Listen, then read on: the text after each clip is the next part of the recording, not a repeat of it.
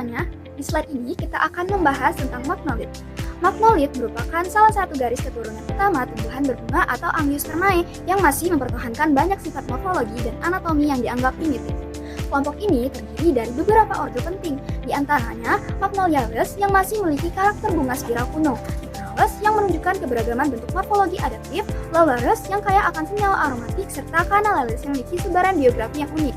Menariknya, secara evolusioner magnolit terpisah dari dua kelompok besar, yaitu tumbuhan berbunga lainnya, yaitu monokotil dan eudikotil. Hal ini menunjukkan bahwa magnolit memiliki posisi penting dalam memahami awal evolusi tumbuhan berbunga. Selanjutnya, pada slide ini kita akan melihat posisi filogenetik magnolit berdasarkan sistem klasifikasi APG4. Magnolit berada di antara Angiospermae basal yang merupakan kelompok paling awal dan dua kelompok besar lainnya yaitu monokotil dan eudikotil. Posisi ini menunjukkan bahwa magnolit berperan sebagai klet awal yang menghubungkan evolusi struktur reproduksi tumbuhan berbunga. Dengan mempelajari magnolit, para ilmuwan dapat merekonstruksi bagaimana evolusi berbunga berkembang dari bentuk sederhana menuju bentuk yang lebih kompleks dan terspesialisasi. Oleh karena itu, kajian filogenetik magnolit sangat penting untuk memahami sejarah evolusi tumbuhan secara menyeluruh. Oke, pada slide ini saya akan menjelaskan anatomi bunga dan morfologi magnolit sebagai Angiospermae primitif. Dari anatomi bunga, magnolit memiliki tepal yang belum terdiferensiasi. Jadi, kelopak dan mahkota belum bisa dibedakan dengan jelas. Susunan organ bunganya berbentuk spiral bukan melingkar seperti tumbuhan modern. Selain itu, benang sari dan putik berjumlah banyak dan tersusun bebas, serta serbuk sari monosulkat yang menjadi ciri khas tumbuhan berbunga primitif. Selanjutnya, dari morfologi vegetatif, daunnya sederhana dengan tulang daun mirip dan batangnya sudah memiliki jaringan pembuluh yang berkembang dengan baik. Magnolit juga memiliki senyawa aromatik atau minyak atsiri sebagai bentuk pertahanan kimia yang berfungsi melindungi dari gangguan lingkungan sekaligus membantu adaptasi. Jadi, magnolit menunjukkan ciri bunga yang masih primitif, tetapi sudah memiliki adaptasi vegetatif yang cukup berkembang. Nah, kelompok magnoliid menempati posisi unik dalam evolusi tumbuhan berbunga sebagai bentuk peralihan antara monokotil dan eudikotil. Hal ini terlihat dari kombinasi cirinya, yaitu memiliki dua kotiledon seperti eudikotil, tetapi dengan struktur yang masih sederhana. Pola tulang daunnya menyirip sederhana, berada di antara pola sejajar pada monokotil dan pola menjala kompleks pada eudikotil. Selain itu, tipe serbuk sarinya monosulkat atau monokopat yang lebih mirip dengan monokotil. Kombinasi karakter tersebut menunjukkan bahwa magnoliid berperan sebagai jembatan evolusi karena memiliki sifat campuran dari kedua kelompok utama tersebut.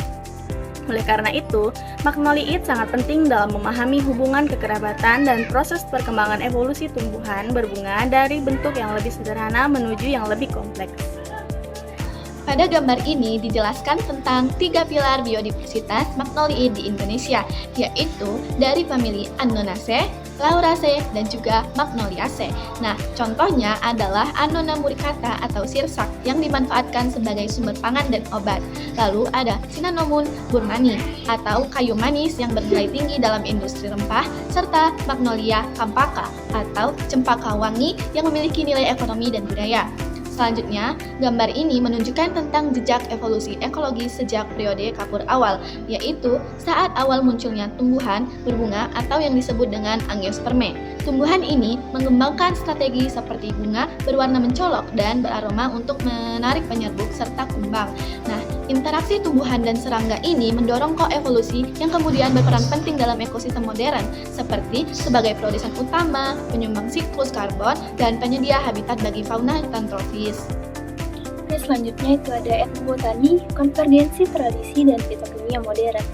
Sejak dahulu, masyarakat telah memanfaatkan tumbuhan untuk pangan, ritual, dan obat herbal secara turun-menurun.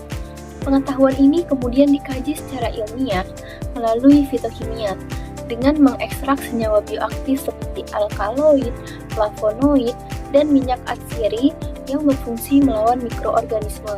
Hasilnya, tumbuhan dapat dikembangkan menjadi produk berkelanjutan seperti obat, antioksidan, dan pestisida nabati yang juga mendukung ekonomi masyarakat. Selanjutnya, plat magnoliid memiliki peran penting sebagai jembatan evolusi tumbuhan berbunga, sekaligus menjaga keseimbangan ekosistem hutan tropis. Selain itu, magnolit merupakan sumber senyawa bioaktif yang sangat berpotensi untuk pengembangan farmasi. Kesimpulannya, magnolit bukan hanya fosil hidup, tetapi juga kunci penting bagi konservasi dan masa depan ilmu biologi. Saya akhiri, wassalamualaikum warahmatullahi wabarakatuh.